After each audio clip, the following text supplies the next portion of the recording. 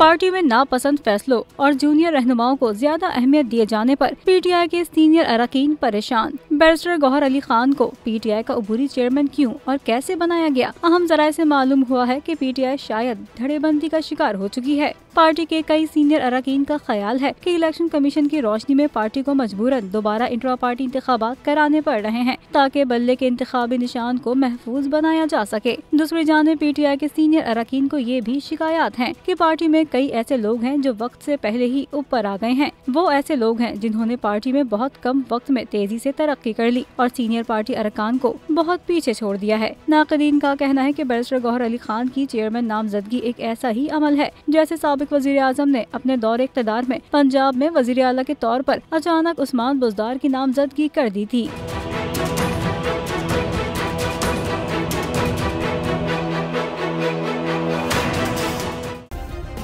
Subscribe करें और bell दबाएं ताकि कोई खबर रह न जाए।